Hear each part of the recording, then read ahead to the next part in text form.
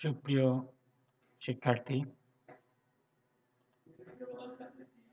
সবাইকে ফাতেমা উচ্চ বিদ্যালয়ের অনলাইন ক্লাসে স্বাগত জানাচ্ছি।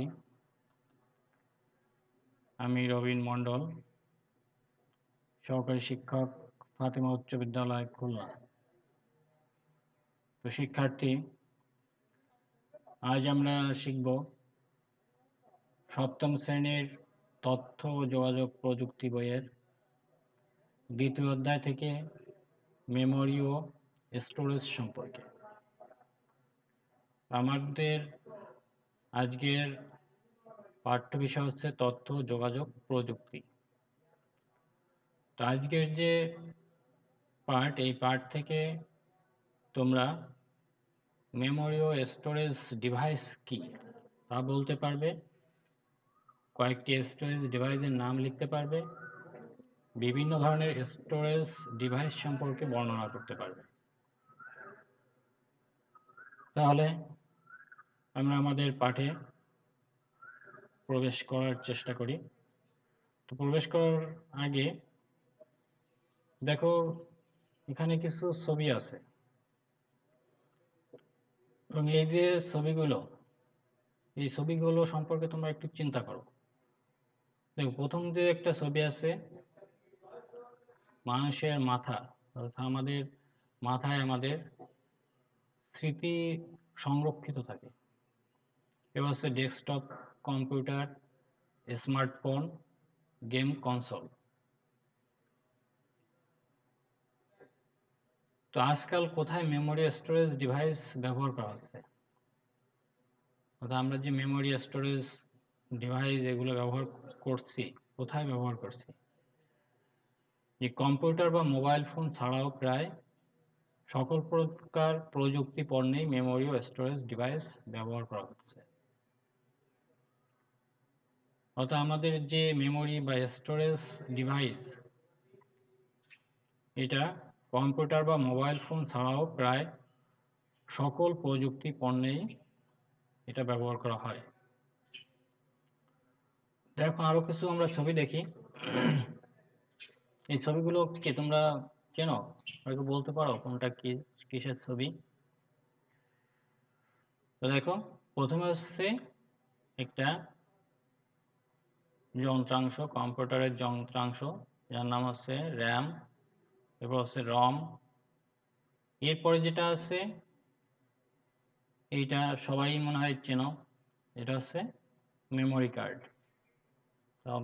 আমরা সাধারণত স্মার্টফোনের যে এই মেমোরি কার্ডটা ব্যবহার করে থাকি। এরপর আছে হার্ড ডিস্ক, একটা আছে পেন ড্রাইভ। তো এগুলো কি, এদের কাজ কি তোমরা বলতে পারো? এই সবগুলো একটা মেমোরি ডিভাইস হিসেবে কাজ করে। তাহলে আমাদের আজকের আলোচ্য বিষয় মেমোরি ও স্টোরেজ ডিভাইস। তো আধুনিক প্রযুক্তি নির্ভর সকল পণ্যই কি দ্বারা পরিচালিত হয় বলতে পারো? যে আধুনিক প্রযুক্তি নির্ভর সকল পণ্যই কি দ্বারা পরিচালিত হয়, অর্থাৎ কিসের দ্বারা এই যে কম্পিউটার বা ডিজিটাল ক্যামেরা, এগুলো কিসের দ্বারা পরিচালিত হয়? এগুলো মাইক্রো প্রসেসর দ্বারা পরিচালিত হয়। এখন এই যে মাইক্রো প্রসেসর, এই মাইক্রো প্রসেসরকে চালনা করার জন্য কি দিতে হয় জানো? আর আমরা একটা কম্পিউটার ব্যবহার করলাম, এই কম্পিউটারটাকে চালনা করছে মাইক্রো প্রসেসর। এখন এই যে মাইক্রো প্রসেসর, এই মাইক্রো প্রসেসরকে কে চালনা করে? এরা কি নিজে নিজে কোনো কাজ করতে পারে? একটা কম্পিউটার বা একটা প্রযুক্তি, এটা কখনোই নিজে নিজে কোনো কিছু করতে পারে না। তাকে আমরা যে মতো করে চালাই, সে সেভাবেই চলে। এই যে মাইক্রো প্রসেসর, এই মাইক্রো প্রসেসরকে চালনা করার জন্য একটা নির্দেশনা দিতে হয়, অর্থাৎ ইনপুট ডিভাইসের সাহায্যে এই মাইক্রোপ্রসেসরকে নির্দেশনা দিতে হয়। তো নির্দেশনাগুলো জমা রাখার জন্য কি প্রয়োজন? এখন আমি যে কি নির্দেশনা দিলাম, এই নির্দেশনাগুলো কোথায় জমা থাকে জানো তোমরা? এই নির্দেশনাগুলো মেমোরি বা স্টোরেজ ডিভাইসে জমা হয়। অর্থাৎ আমরা যে নির্দেশনা দিব, এই নির্দেশনা সে মেমোরি বা স্টোরেজ ডিভাইসে সংরক্ষণ করবে, এবং এটা মেমোরি বা স্টোরেজ ডিভাইসে সংরক্ষণ করার পরে সে আমাদের চাওয়া অনুযায়ী কাজ করে দেয়। তো এখন দেখো যে আমরা জানলাম যে একটা প্রযুক্তি তাকে চালনা করা হয় মাইক্রোপ্রসেসরের দ্বারা, আর মাইক্রোপ্রসেসর চালনা হয় নির্দেশনা দ্বারা। এখন আমরা যে নির্দেশনা দিই, এই নির্দেশনা মেমোরিতে বা স্টোরেজ ডিভাইসে সংরক্ষিত থাকে। এখন আমরা দেখব যে মেমোরি আসলে কি। তো মেমোরি শব্দের অর্থ হলো স্মৃতিশক্তি,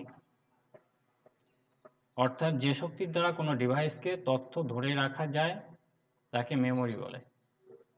তাহলে মেমোরি শব্দের অর্থ হচ্ছে স্মৃতিশক্তি, যে শক্তি দ্বারা কোনো ডিভাইসের তথ্য ধরে রাখা যায়। তো কম্পিউটারে এই স্মৃতিশক্তি হলো তেমনি একটি ডিভাইস যার ভিতরে বিভিন্ন তথ্য ধরে রাখা যায় এবং প্রয়োজনীয় মুহূর্ত সেখান থেকে তথ্য সংগ্রহ করে আবার ব্যবহার করা যায়। কম্পিউটারে মেমোরি হিসাবে ROM, hard disk, CD, DVD, pen drive ইত্যাদি ব্যবহার করা হয়। তো মেমোরিতে তথ্য উপাত্ত স্থায়ী ও অস্থায়ীভাবে সংরক্ষণ করা যায়। তাহলে মেমোরিটা কি, এটা সবাই বুঝতে পারছো? চিন্তা করো, প্রথম যে চিত্রটা ছিল, আজকে পাঠ শুরুর প্রথমে যে একটা চিত্র দেওয়া ছিল, প্রথমে ছিল কি মানুষের মাথার স্মৃতি, অর্থাৎ আমাদের জীবনে যা ঘটে সেগুলো আমাদের মাথায় সংরক্ষিত থাকে। আমাদের মাথাটা একটা এই মেমোরির মতো কাজ করে থাকে। তো এটা হচ্ছে মেমোরির ধারণা। এখানে আরেকটা জিনিস খেয়াল করো যে মেমোরিতে তথ্য উপাত্ত স্থায়ী ও অস্থায়ীভাবে সংরক্ষণ করা যায়। তবে কিছু কিছু মেমোরি আছে যাতে স্থায়ীভাবে সংরক্ষণ করা যায়, আর কিছু কিছু মেমোরিতে তথ্য অস্থায়ীভাবে সংরক্ষণ করা যায়। অর্থাৎ বিদ্যুৎ বন্ধ হয়ে গেলে সেই মেমোরিটা মুছে যায়। তো এখন আমরা দেখব যে মেমোরি কত প্রকার। আমরা এখানে দেখলাম যে মেমোরি স্থায়ী বা অস্থায়ী হিসাবে কাজ করে। তাহলে দেখো মেমোরি প্রধানত দুই প্রকার, একটা হচ্ছে প্রধান মেমোরি, একটা হচ্ছে সহায়ক মেমোরি। এই প্রধান মেমোরি আবার দুই প্রকার, একটা হচ্ছে র্যাম, একটা রম। আর সহায়ক মেমোরি হচ্ছে হার্ড ডিস্ক। প্রথমে দেখো হার্ড ডিস্কের ধারণা। এইখানে একটা চিত্র দেওয়া আছে, এইটা হচ্ছে একটা হার্ড ডিস্কের চিত্র। তো হার্ড ডিস্কে কতগুলো চাকতি থাকে যাদের ফ্লোটার বলা হয়। ফ্লোটারগুলো অ্যালুমিনিয়াম অ্যালয় বা কাঁচ বা সিরামিকের চাকতির উপর পাতলা চুম্বকীয় পদার্থের আস্তরণ দিয়ে তৈরি হয়। এই চুম্বকীয় পদার্থের উপরই তথ্য সংরক্ষিত থাকে। এই যে হার্ড ডিস্কটা হচ্ছে একটা মেমোরি বা স্টোরেজ ডিভাইস। এই হার্ড ডিস্কে কি হচ্ছে যে চাকতি থাকে, এই চাকতিগুলোকে বলা হয় ফ্লোটার। আর এই যে ফ্লোটারগুলো অ্যালুমিনিয়ামের অ্যালয় বা কাঁচ বা সিরামিকের চাকতির উপর পাতলা চুম্বকীয় পদার্থের আস্তরণ দিয়ে তৈরি হয়। আর এই চুম্বকীয় যে আস্তরণ, এই আস্তরণেই তথ্য সংরক্ষিত থাকে। এরপর হচ্ছে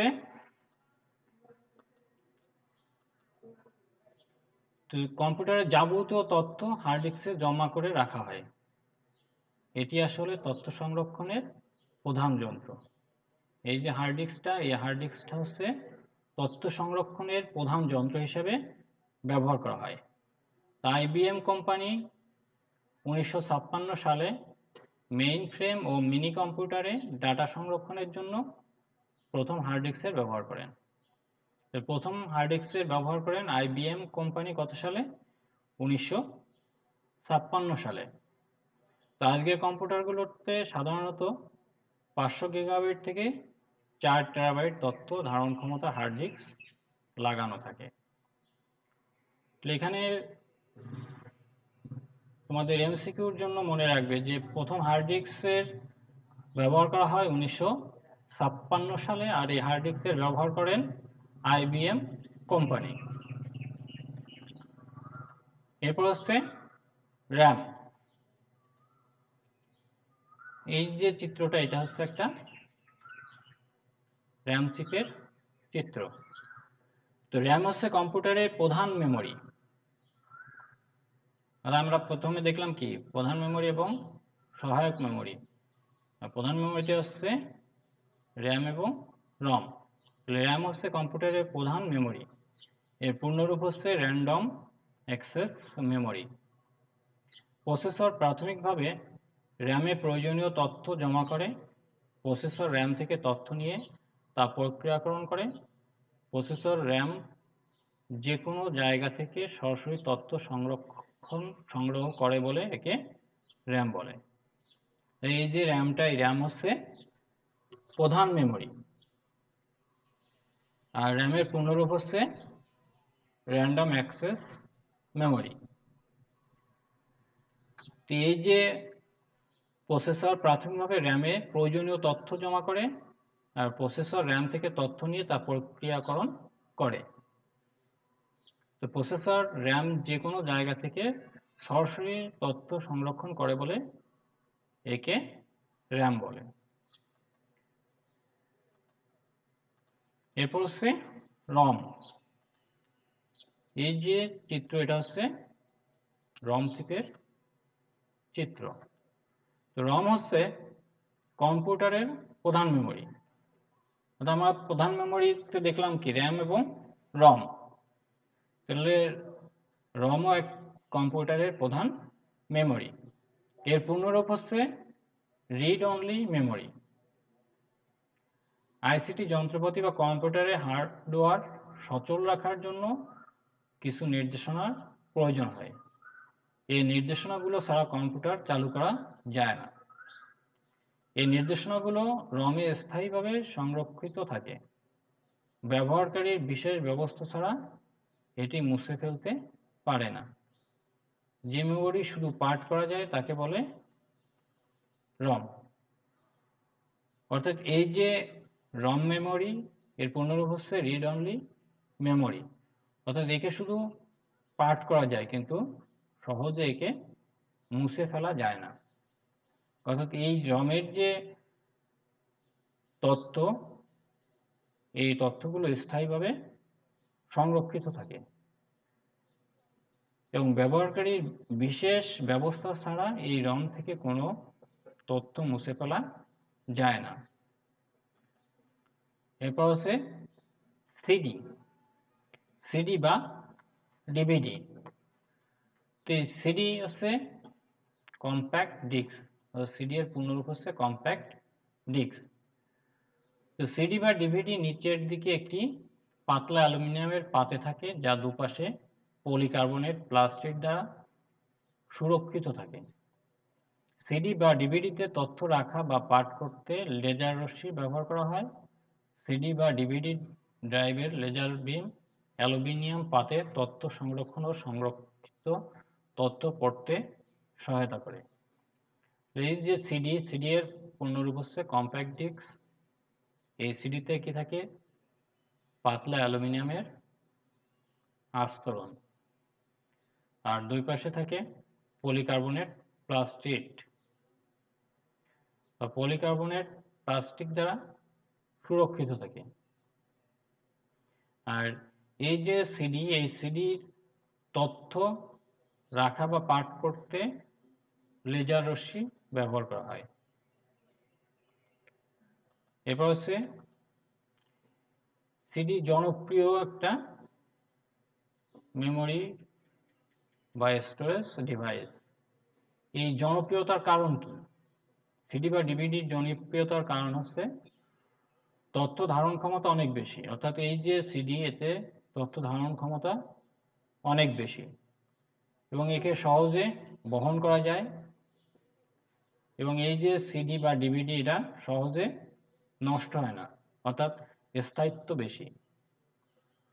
তুলনামূলক মূল্য অনেক কম, অর্থাৎ এই যে সিডি এর মূল্য তুলনামূলকভাবে অনেক কম, আর ব্যবহার করাটাও অত্যন্ত সহজ। এই সকল কারণের জন্য বর্তমানে সিডি জনপ্রিয় একটা ডিভাইস। এছাড়া তথ্য ধারণ ক্ষমতার দিক দিয়ে সিডির তুলনায় ডিভিডি অনেক ক্ষমতাশীল। বর্তমানে ব্লু-রে নামে এক ধরনের ডিভিডি ডিস্ক পাওয়া যায়। তথ্য ধারণ ক্ষমতা সাধারণত ডিভিডির চেয়ে অনেক বেশি। অর্থাৎ বর্তমানে ব্লু-রে নামে এক ধরনের ডিভিডি ডিস্ক পাওয়া যাচ্ছে, যেটা সাধারণ যে ডিভিডি তার থেকে অনেক বেশি তথ্য ধারণ করতে পারে। এবার দেখো ফ্ল্যাশ ড্রাইভ বা পেন ড্রাইভ। তো ফ্ল্যাশ ড্রাইভ বা পেন ড্রাইভ এক কম্পিউটার থেকে অন্য তথ্য আদান প্রদানের ক্ষেত্রে ব্যবহার করা হয়। অর্থাৎ এই যে পেন ড্রাইভ বা ফ্ল্যাশ ড্রাইভ, এটা কি করে?